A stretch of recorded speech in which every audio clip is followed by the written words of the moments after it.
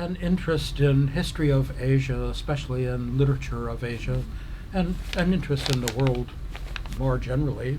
And I was a pianist for most of my career until I moved to New York, so the interest of music extended in that direction. But in terms of scholarship, it was first in history and literature, and then I realized the importance of music in all parts of the world.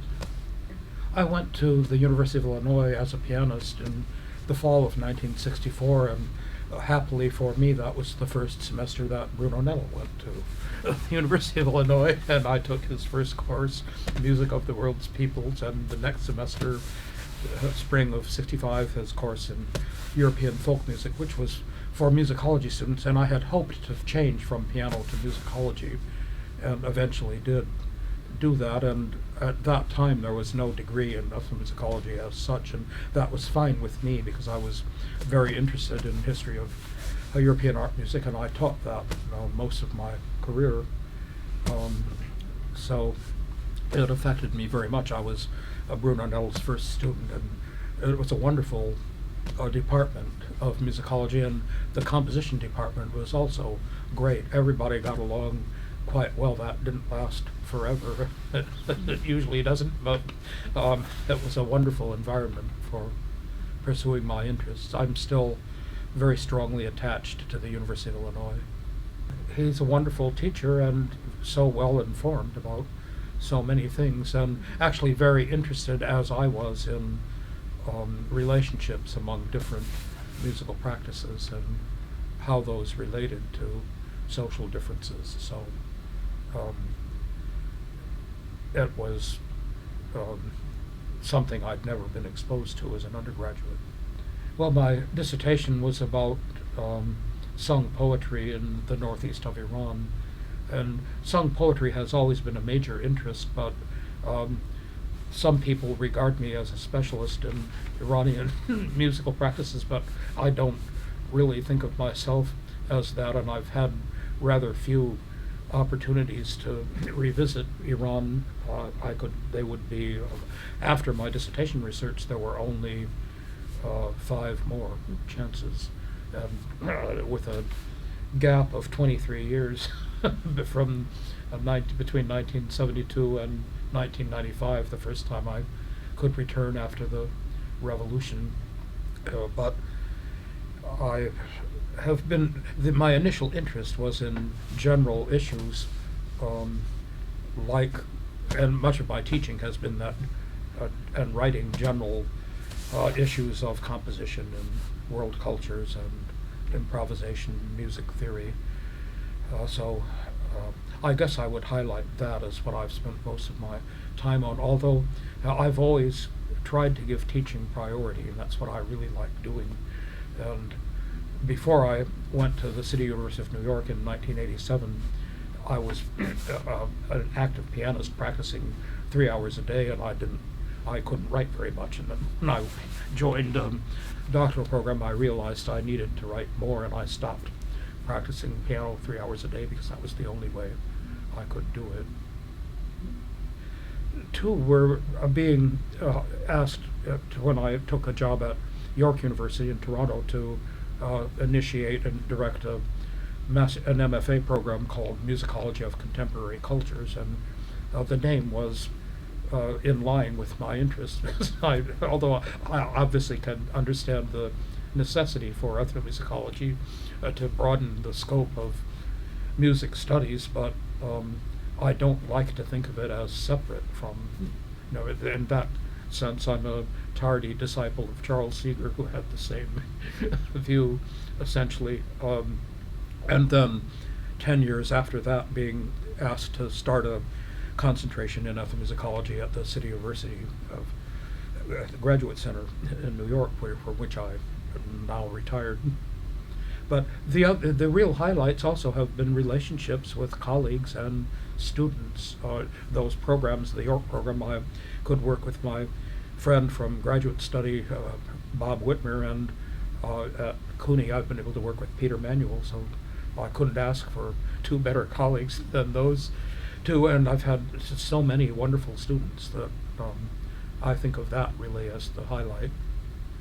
That's a wonderful question. Well, although I'm not alone in thinking that the best thing about the conferences is seeing old friends and meeting new ones, and that's so just a wonderful reason for coming to the conferences and being in the discipline. And when I was starting out as a graduate student, the American Musicological Society's style was very stuffy, and all to the point of being unendurable. And now they've loosened up, thank heaven, to some extent, to a large extent. But people in the Society for Ethnomusicology have always been friendly and outgoing. And when I was starting, I remember particularly Barbara Crater, who was president at one point, when it would go out of her way to welcome young scholars, including me and Mark Slobin. So that's been, the personal relationships at the meetings and outside in various ways. Well, by learning to write in ways that, and speak in ways that avoid jargon that nobody will understand or deal with unless they have to. Right? And if I had to generalize, I'd say I think things are a bit better now than perhaps a few years back.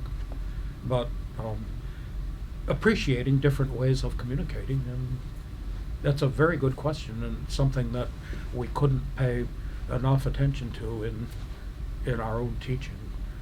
I've tried very hard to write everything as clearly as I could, and one of the things you asked about, things that pleased me in my career, I've had some of my writings are translated in 12 languages, so the translators were able to understand them at least.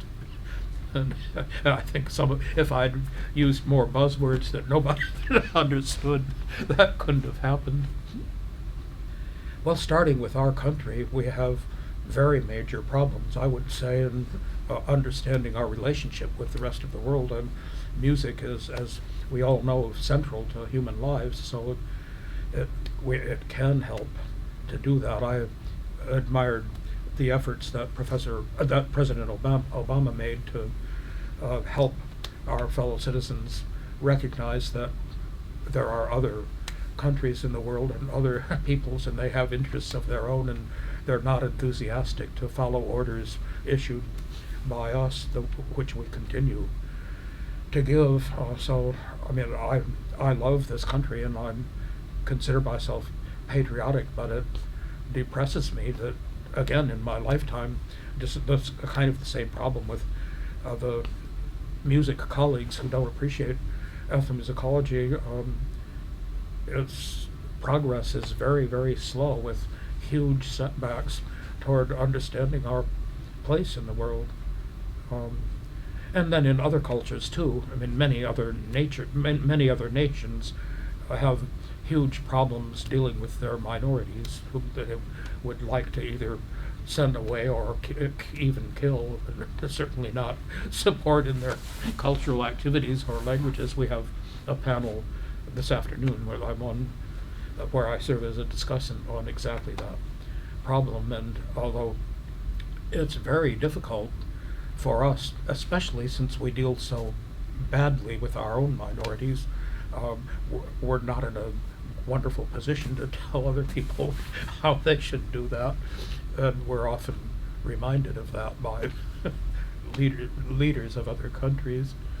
So basically, a better grasp of the world on all sides is the heart of what I think is interesting. Although within music studies, to be more limited to that, I think it's important for helping people understand current issues and trends in music composition all over the place, because composers are often pursuing interests that are very close to those of other people in the world, and that aren't easily slotted in or discussed in terms of other existing academic terminology. One of the things that's encouraged me very, very much in recent years is the interest of music theorists in areas of world music. I think music theory and ethnomusicology in many respects are becoming closer together than ethnomusicology and Western music history.